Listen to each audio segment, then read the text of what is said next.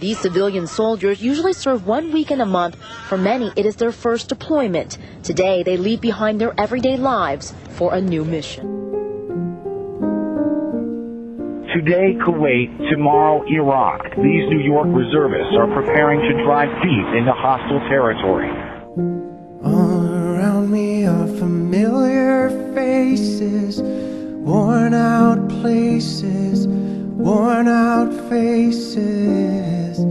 We've got 138,000 troops over there. Looks like they're going to be sticking around for a while. The president acknowledges the job may call for more U.S. troops and warned tough times lie ahead. The advance of freedom always carries a cost, paid by the bravest among us. President Bush may have lied about his National Guard duties during the Vietnam War. What's getting less attention is the thousands who are returning home with serious wounds. Families of injured soldiers don't receive funds from the military to travel to their loved ones in the hospital. Some families of those injured in Iraq say the U.S. government doesn't show them much sympathy. Sue Nadera of Hopewell was escorted away by police and eventually arrested after refusing to leave. Her T-shirt read, "President Bush, you killed my son." Here we went to war for weapons of mass destruction, and now you're blatantly coming out and saying there aren't any?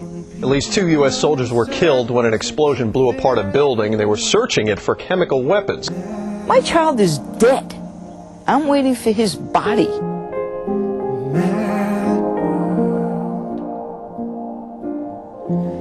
Do you have a message for President Bush?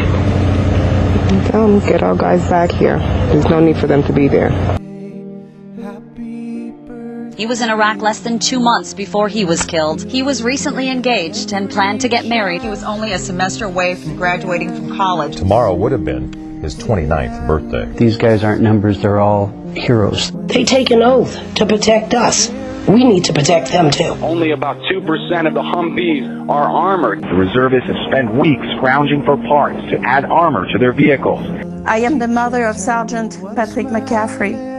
Before Patrick left, he had me promised me that you will be there for my children.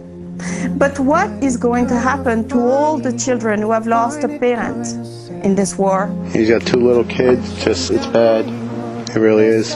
His younger brother and his unborn child carry on that legacy. It's a reminder that loss is felt not just on the battlefield, but here at home. Very, very My son died for his country, and he's not the only one. You can think about it, you can read it in the paper, you can see it on the news. And nobody ever thinks, oh, it'll ever happen to you or ever happen to the family.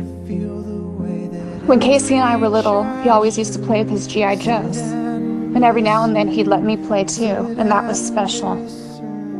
Not because I got to play with his toys, but because I was playing with my big brother. If you're wondering why I'm speaking about Casey in the past tense, you're going to have to ask George W. Bush that. On April 4th of this year, Casey was killed in Iraq. And that's when I saw them standing in their blues and their white gloves, and I knew. And I just screamed and I told them no, and I told them you might have a mistake. I find it hard to tell you, I find it hard to take. The people run in circles, it's a very, very mad. I imagined it would hurt if one of my kids was killed, but I never thought it would hurt this bad.